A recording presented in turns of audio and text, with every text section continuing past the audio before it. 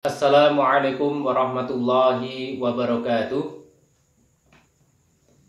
Alhamdulillahilladzi arsala rasulahu bil huda wa dinil haqq liyudhhirahu ala dini kullihi wa kafa billahi syahida. Asyhadu an la ilaha illallah wahdahu la syarika lah, lahul mulku wa lahul hamdu wa huwa ala kulli syai'in qadir. Allahumma sholli wa sallim wa barik ala Muhammadin wa ala alihi wa ashabihi wa man tabi'ahum bi ihsanin ila yaumiddin, amma ba'du. Ikhwan fillah rahimakumullah, kaum muslimin wal muslimat dimanapun anda berada, alhamdulillahirabbil alamin. Segenap rasa syukur kita aturkan kehadirat Allah Subhanahu wa taala karena limpahan karunia-Nya, nikmatnya, rahmatnya. Alhamdulillah kita sampai hari ini diberi oleh Allah kesehatan, umur panjang, sehingga kita bisa menjalankan ibadah suci Ramadan ini dengan baik. Mudah-mudahan segala amal yang sudah kita lakukan diterima di sisi Allah Subhanahu wa taala. Sholawat teriring salam semoga tercurah pada Nabiullah Muhammad sallallahu alaihi wasallam yang senantiasa kita rindukan, kita nantikan syafaat beliau pada yaumul kiamat kelak. Baiklah ibu-ibu, bapak-bapak, kaum muslimin wal muslimat dimanapun anda berada, pada kesempatan kali ini kita berjumpa kembali dan kita akan melanjutkan kajian kita, yaitu tafsir surah At-Tin bagian yang ketiga.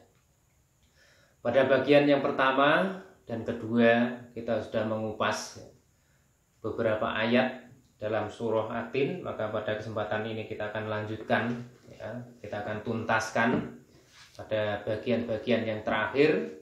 Mudah-mudahan apa yang akan kita kaji nanti diridhoi Allah, menjadi kemanfaatan dan pahala bagi kita semua. Sebelum kita mulai kajian ini, sehingga harapan kita, ya, kita diberi ridho barokah dari Allah Subhanahu wa taala, maka marilah kita awali bersama-sama dengan membaca lafaz basmalah. Bismillahirrahmanirrahim. Ibu bapak sekalian, kaum muslimin wal muslimat rahimakumullah. Pada kesempatan yang lalu kita sudah mengkaji surah At-Tin ayat pertama sampai dengan ayat yang ke-6. Maka pada kesempatan kali ini kita akan melanjutkan. Kita tinggal mengkaji dua ayat berikutnya, yaitu ayat yang ke-7 dan ayat yang ke-8. A'udzu billahi minasyaitonir rajim. Fama yukadzibuka ba'du biddin, alaisallahu biahkamil hakimin. Fama maka apakah yukadzibuka yang menyebabkan engkau mendustakan, yang menyebabkanmu mendustakan, yakni ya bena Adam. Jadi yang dimaksud, ya, yang menjadi khitab ayat ini adalah anak Adam, ya. Apa yang menyebabkan kamu mendustakan, wahai anak Adam? Kurang lebih begitu makna apabila kita maknai secara mendalam. Ba'du biddin. Ba'du itu artinya setelah atau sesudah. Nah, sesudah di sini yang dimaksudkan adalah sesudah datang suatu keterangan yang nyata. Ya, apa yang dimaksud keterangan yang nyata? Yaitu, ya, penjelasan atau firman-firman Allah sebelumnya yang sudah disampaikan oleh Rasulullah Muhammad Sallallahu Alaihi Wasallam. Dalil-dalil yang sudah sangat jelas, bukti-bukti yang sangat terang.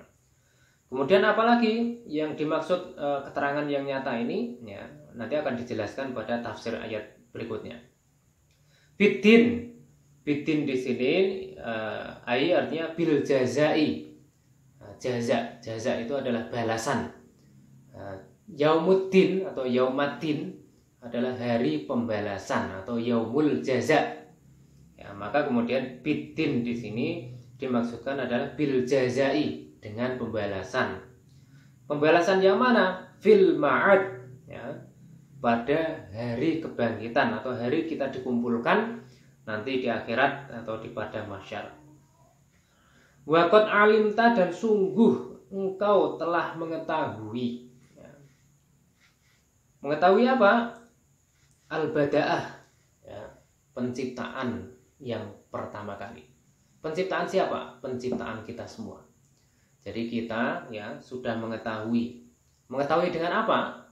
Mengetahui dengan akal kita, mengetahui dengan nalar kita, ya, mengetahui dengan penjelasan-penjelasan yang sudah dijelaskan oleh Rasulullah Shallallahu Alaihi Wasallam tentang apa? Tentang al-bada'ah.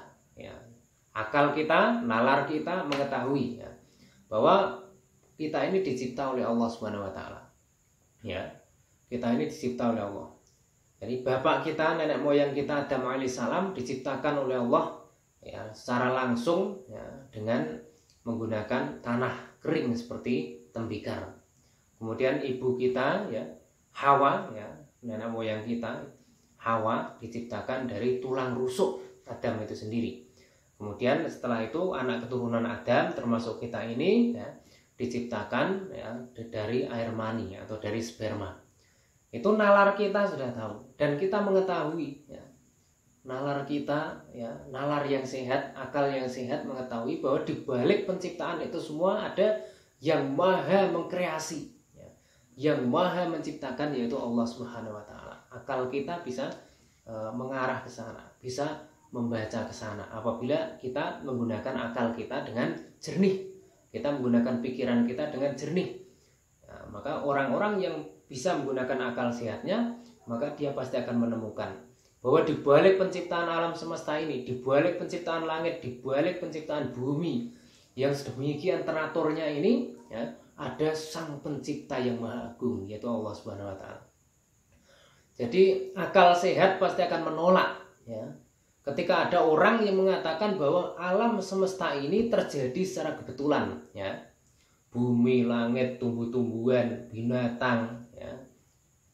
Kupu-kupu misalnya, tumbuh-tumbuhan yang hijau, tumbuh-tumbuhan yang dedaunannya warna-warni, bunganya sangat indah ya, dan tertata rapi.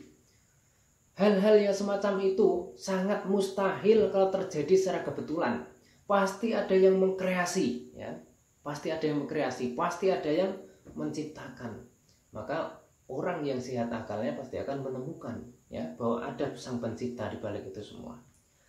Nah, kemudian selanjutnya setelah kita mengetahui penciptaan ya, wa'arafta ya, maka engkau telah mengetahui anaman sesungguhnya siapa zat yaitu Allah Subhanahu Wa Taala qadaro yang mampu ya, alal bada'ah menciptakan pada permulaannya, pada pertama kalinya, fahuwa qadirun maka dia maha mampu ala ruja'ah untuk mengembalikan atau membangkitkan ya.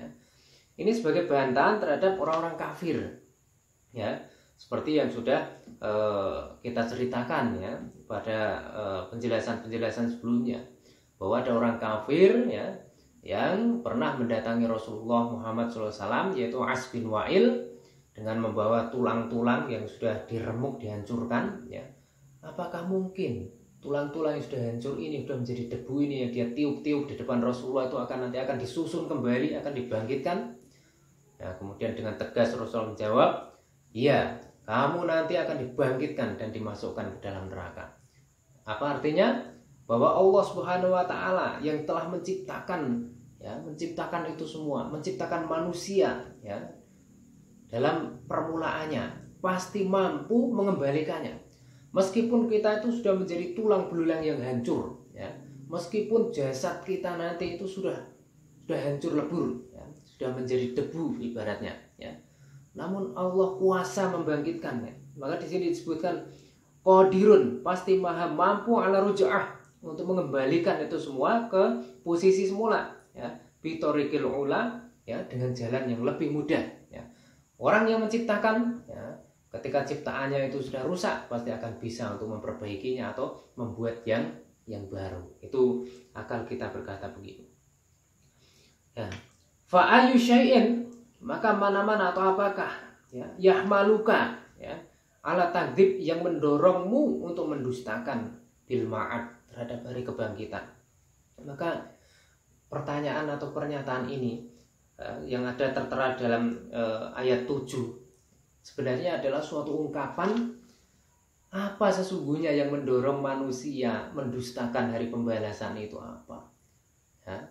Setelah kita pahami dari makna ayat ini, artinya apa? Tidak ada alasan bagi kita, tidak ada alasan bagi akal kita, ya, untuk menolak adanya hari kebangkitan, untuk menolak adanya hari pembalasan. Tidak ada.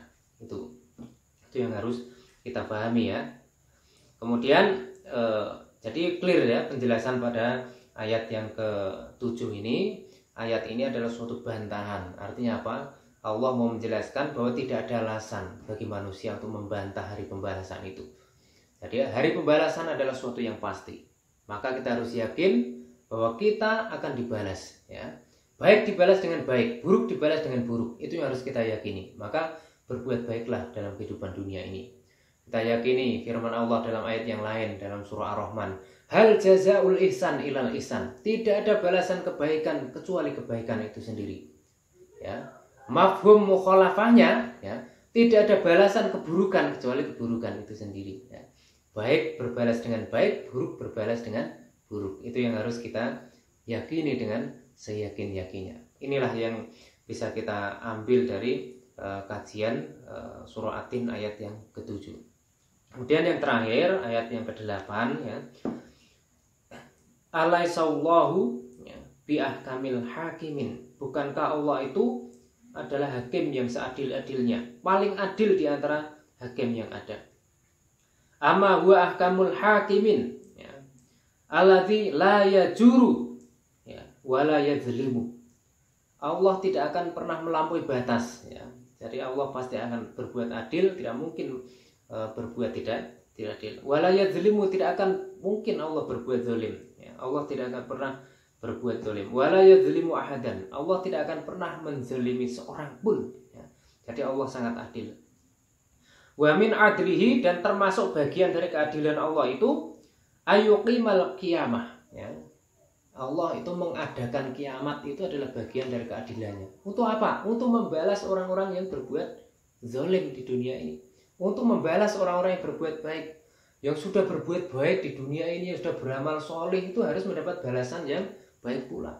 Orang yang jahat, ya, sangat zalim, menyakiti orang lain, menghina orang lain, melecehkan orang lain, menzalimi orang lain, itu pun harus mendapat balasan sesuai dengan amal yang diperlakukannya. Maka adanya hari kiamat, adanya hari pembalasan, ya, yaumaddin, itu adalah untuk mewujudkan, menegakkan keadilan Allah Subhanahu wa taala. Itu yang harus kita yakini, ya.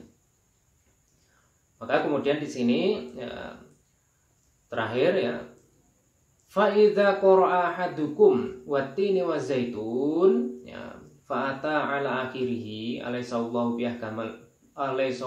bi ahkamil hakimin.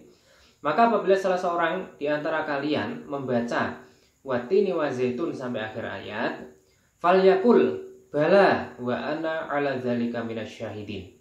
Jadi ada suatu hadis diriwayatkan Abu Hurairah, ya, marfu itu artinya sampai pada Rasulullah.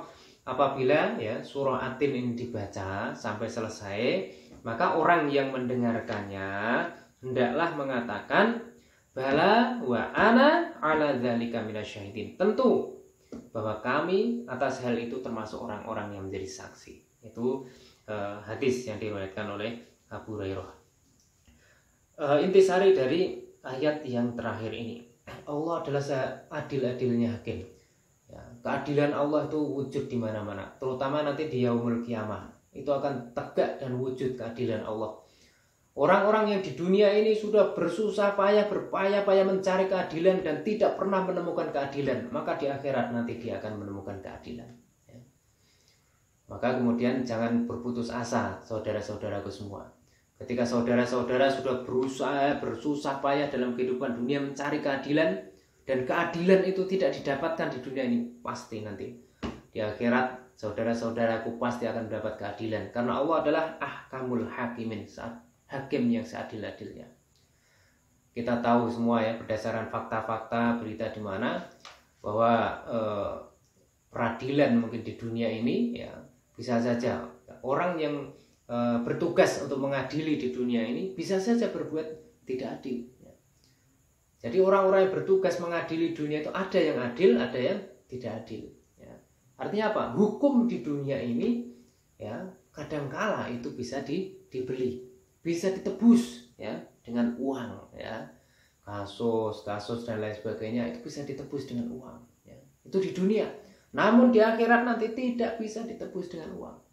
Maka ketika Abu Jahal ya, sesumbar di hadapan Rasulullah dan para sahabat bahwa nanti kalau dia mau dimasukkan ke neraka, dia akan tebus neraka itu dengan hartanya, dengan segala yang punya. Tidak bisa. Karena siapapun yang punya emas sepenuh bumi pun tidak akan bisa menebus dirinya dari api neraka. Karena di akhirat itu hanyalah tegak keadilan Allah. Hukum Allah di akhirat tegak. Siapapun yang diadili sana akan teradili dengan seadil-adilnya. Dan tidak, hukum di akhirat tidak bisa dibeli. Saksi-saksi di akhirat para malaikat tidak bisa disuap. Ya, maka tenang saudara-saudaraku semua. Kita kalau mencari keadilan, Allah lah hakim yang seadil-adilnya. Demikian akhir dari kajian surah At-Tin ini. Mudah-mudahan bermanfaat. Kita akan lanjutkan pada kajian-kajian surah yang lain. Mudah-mudahan apa yang sedikit ini bisa bermanfaat bagi kita semua. Nun wal qalami wa masturun fastabiqul khairat. Wassalamualaikum warahmatullahi wabarakatuh.